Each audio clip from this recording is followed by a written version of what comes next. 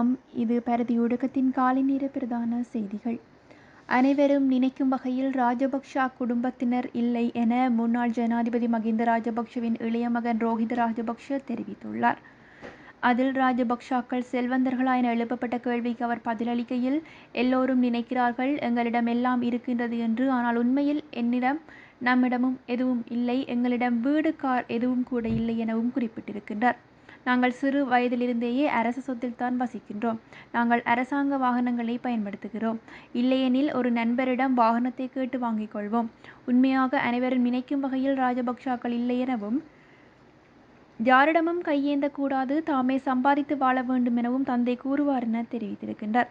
எனவே நான் செய்த வேலை, சேவை, கற்பித்தல் அதுவும் பணத்திற்காக அல்ல. எனக்கு வேறு எந்த வருமான ஆதாரமும் இல்லை. நானும் ஒரு முனைவர் பட்டம் பெற வேண்டும் எனவும் ரோஹித ராஜபக்ஷ அதில் தெரிவித்துள்ளமை குறிப்பிடத்தக்கது. கிழக்கு பல்கலைக்கழகத்தின் முன்னாள் துணைவேந்தர் பேராசிரியர் சிவசுப்பிரமணியம் ரவீந்திரநாத் கடத்தப்பட்டு காணாமல் போன சம்பவம் தொடர்பாக பிள்ளையான் அடுத்த நீதிமன்ற திகதியில் சந்தேக நபராக பெயரிடப்படுவார் என சிஐடி நீதிமன்றத்திற்கு அறிவித்துள்ளது. சம்பவம் தொடர்பாக கைது செய்யப்பட்டுள்ள 3 சந்தேக நபர்களை கல்கிசை நீதவான் சதுரிகா டி சில்வா முன்னிலையில் முற்படுத்திய போதே சிஐடியினர் இந்த அறிவிப்பை விடுத்துள்ளார்கள். அத்துடன் நீதிமன்றத்தில் முற்படுத்தப்பட்ட சந்தேக நபர்கள் இந்த சம்பவத்தில் தங்களுக்கு எந்த தொடர்பும் இல்லை எனவும் வாக்குமூலம் அளித்திருக்கின்றார்கள். குற்றவியல் நடைமுறை சட்டத்தின் பிரிவு 127 கீழ் நீதவான் முன்னிலையில் இந்த வாக்குமூலம் அளிக்கப்பட்டுள்ளது. நீதிமன்றத்தில் முற்படுத்தப்பட்ட 3 சந்தேக நபர்களும் மட்டக்களப்பு மற்றும் வாழைச்சேனியை சேர்ந்தவர்கள் என தெரிவிக்கப்பட்டுள்ளது. நடராசா குலேந்திரன் எனப்படும் சிம்பு, கதிர்காமர் தம்பி ஜெயகீசன் எனப்படும் ஜேந்தன் மற்றும் நிமலன் சேசுவாஸ் எனப்படும் ஜெயகாந்தன் ஆகிய 3 சந்தேக நபர்களே இவ்வாறு நீதிமன்றத்தில் முன்னிலைப்படுத்தப்பட்டுள்ளார்கள்.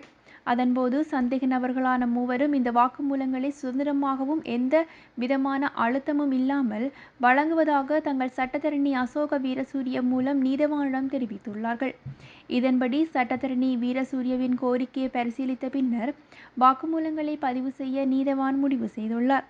மேலும் கல்கிசை நீதவான் பசன் அமரசேன முன்னிலையில் சந்தேக நபர்களை முற்படுத்திய சிஐடி கடத்தலை நேரில் கண்ட சாட்சி ஒருவர் இருப்பதாகவும், அவர் சம்பவம் தொடர்பாக கொழும்புக்கோட்டை நீதவான் நீதிமன்றத்தில் வாக்குமூலம் அளித்ததாகவும் நீதிமன்றம் தெரிவித்துள்ளது. நேரில் கண்ட சாட்சியில் வாக்குமூலத்தின் அடிப்படையில் இந்த சந்தேக நபர்கள் கடத்தலில் ஈடுபட்டு சிஐடியினர் மேலும் நீதிமன்றத்திற்கு கூறியுள்ளார்கள்.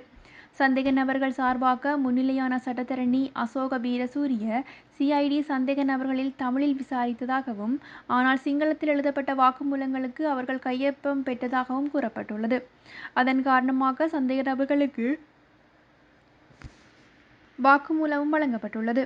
அதன் காரணமாக சந்தேக நபர்கள் தங்கள் கையெழுத்திட்ட வாக்குமூலங்கள் உள்ளடக்கம் குறித்து எதுவும் தெரியாது என்றும், வழக்கு குறித்து தங்களுக்கு என்ன தெரியும் என்பதை, அவர்கள் என்ன நடந்தது என்பதையும் புலனாய்வாளர்களிடம் கூறியிருப்பதாகவும் சட்டத்தரணி குறிப்பிட்டுள்ளார்.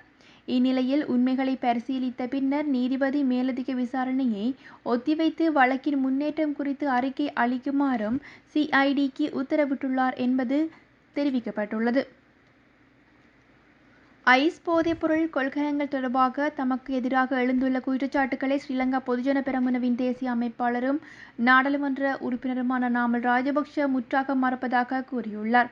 அத்துடன் 2 கொள்கலன்களும் கண்டெய்னர்களில் தயாரிக்க பயன்படுத்தப்படும் மூலப்பொருட்கள் இருப்பதாக கூறப்பட்டு அவை பாதுகாப்பு அதிகாரிகளால் கண்டறியப்பட்ட பின்னரும் துறைமுகத்தை விட்டு வெளியேறியதாக வந்த தகவல்கள் தொடர்பிலேயே நாமல் ராஜபக்ஷ கண்டனம் வெளியிட்டுள்ளார். ஊடகங்களிடம் பேசிய அவர், குற்ற புலனாய்வாளர்கள் தவறானவை என்பதை நிரூபிக்கும் வரை அதன் பின்னணிகள், காரணங்களையும் அதிலிருந்து லாபம் பெறுவோரையும் நாட்டிற்கு வெளிப்படுத்துவதாக வலியுறுத்தியுள்ளார். மேலும் 2 கொள்கலன் குற்றச்சாட்டுக்களை எதிர்கொள்ள தாங்கள் தயாராக இருக்கின்றோம். என்பிபி மற்றும் நல்லாட்சி அரசு ஆட்சிக்கு வந்த ஒரு நாள் முதல் தங்களை குற்றம் சாட்டுவதே அந்த வேலை. சிஐடி, லஞ்ச ஒழிப்பு ஆணைக்குழு, எப்சிஐடி, நீதிமன்றம் என தங்களிடம் விசாரணைகள் நடந்துள்ளதாகவும் கூறப்பட்டுள்ளது. அதன்போல் இந்த போதைப்பொருள் கொள்கலன் குற்றச்சாட்டுக்களை எதிர்கொள்வதாக தயாராக இருப்பதாகவும் நாமல் ராஜபக்ஷ குறிப்பிட்டுள்ளார். மக்களுடன் உணர்வுகளால் பிணைக்கப்படாத அரசியல்வாதி ஒருபோதும் மக்கள் தலைவராக இருக்க முடியாது என முன்னாள் ஜனாதிபதி மகிந்த ராஜபக்ஷ தெரிவித்துள்ளார். ஜனாதிபதி பதவிக்காலம் முடிவுக்கு வந்தாலும் மக்களின் அன்பு ஒருபோதும் முடிவுக்கு வராது எனவும் அந்த பதிவில் குறிப்பிட்டுள்ளார். தன்னுடைய வாழ்க்கையின் பெரும்பகுதி மக்களிடையே கழிந்தது எனவும், அது அப்படி உள்ளது. ஜனாதிபதி பதவிக்கால முடிவுக்கு வரலாம், ஆனால் மக்களின் அன்பு அந்த காலத்தை விட அதிகமாகும் என்றும், ஒருபோதும் முடிவடையாது. மக்கள் மகிந்த ராஜபக்ஷ ஆட்சியில் இருந்தபோதும் இல்லாத போதும் உடன் நின்றார்கள் எனவும் குறிப்பிட்டுள்ளார். கார்டன் இல்லத்தில் தன்னை சந்தித்த மகா சங்கத்தினரும், உடல்நலம் குறித்து விசாரித்த மக்களும், அரசியல்வாதிகளும், நிபுணர்களுக்கும் நன்றி தெரிவித்துள்ளதாகவும் மகிந்த ராஜபக்ஷ மேலும் குறிப்பிட்டுள்ளார். தடுப்பு காவலில் வைக்கப்பட்ட தெஹல்பத்ர பத்தேயின் நெருங்கிய நண்பர் என கூறப்படும் பஸ்தேவா எனப்படும் திசாநாயக்க தேவகை திசாநாயக்க என்பவரை பாதுகாப்பு செயலாளரின் உத்தரவின் பேரில் பயங்கரவாத தடுப்புச் சட்டத்தின் கீழ் தடுத்து வைக்க விசாரிப்பதாக மேல் மாகாண வடக்கு குற்றப்புலனாய்வு கொழும்பு நீதிமன்றம் அறிவித்துள்ளது. அதன்படி சந்தேக நபர்கள் 90 நாட்கள் தடுப்பு காவலில் வைக்கப்பட்டு விசாரிக்கப்பட உள்ளதாகவும் நீதிமன்றம் அறிவித்துள்ளது.